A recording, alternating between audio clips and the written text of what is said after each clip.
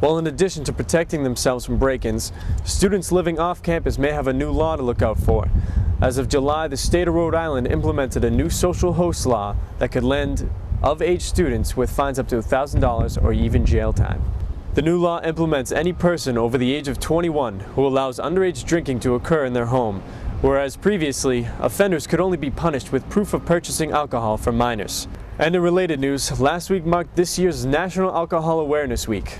PC observed this week by hosting a series of alcohol-free events, promoting education and awareness of the danger associated with alcohol misuse.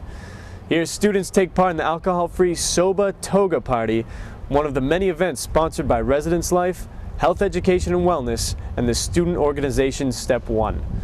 Kristen Togas has more on health concerns on campus.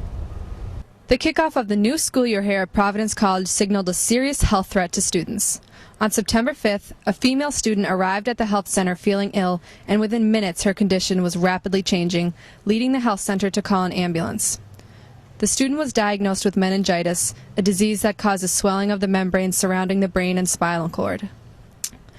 Bacterial meningitis is contagious and is spread through close contact exchanges of respiratory and saliva secretions, including coughing, kissing, and sharing drinks. The symptoms of meningitis are high fever, headache, and a stiff neck. If symptoms occur, students are prompted to go to the health center immediately. If an individual is diagnosed with meningitis, all close contacts must be identified immediately, including roommates and significant others. The roommates of the ill PC student received antibiotics that night at the hospital, while the rest of the contacts received the medication at the student health center. And just when the hype from the meningitis case died down, another health concern arose here at Providence College. In the last week of September, the student health center was notified of a faculty member being diagnosed with whooping cough.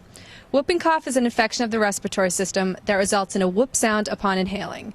It can be transferred through coughing, sneezing, and laughing. For more information, students can visit the health center in the lower level of Bedford Hall. I'm Kristen Togas, PCTV News, signing off. And we're back with Amanda Ritchie, who has the National Entertainment Report. Thanks, Tom. Now for a quote of the show.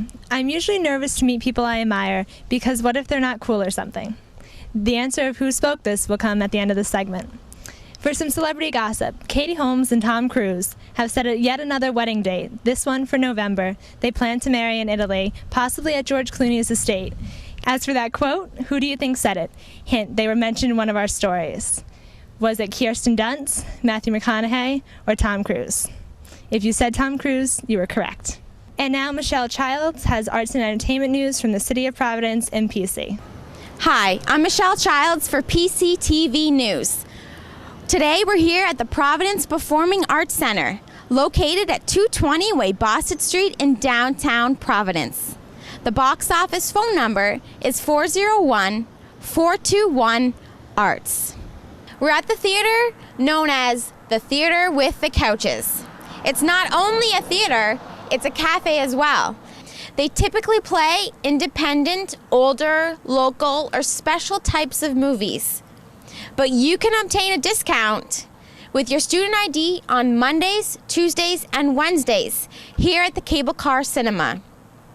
If you're looking for show times, you can call 401-272-3970, or you can visit them on the web at www.cablecarcinemas.com. In other college news, U.S. News & World Report has recognized PC's graduation rate as the highest among its peer universities.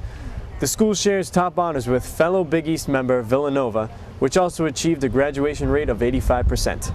The magazine's 2007 America's Best Colleges report has also named PC the #2 grad school in the Northeast region for the second consecutive year.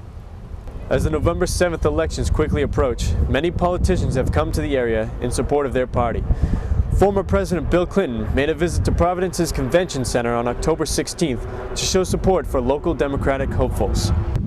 Earlier this month, the college received a visit from 1966 PC graduate and Connecticut Senator Christopher Dodd. Dodd, a senior Democratic leader in the U.S. Senate, spoke to a filled Ryan Family Concert Hall about U.S. policy regarding the war in Iraq. The senator took a hard line in opposition to the Bush administration's continued involvement in Iraq, calling the war a war of choice based on theory, falsehoods, and misrepresentations. The senator also said that the United States must be as willing to wage diplomacy as we were to wage war. Senator Dodd also shared his appreciation for Providence College, which instilled within him a sense of idealism, values, and commitment that has aided and sustained him over 40 years of public service. He also recalled his father, former Senator Thomas Dodd, who was a member of PC class of 1930.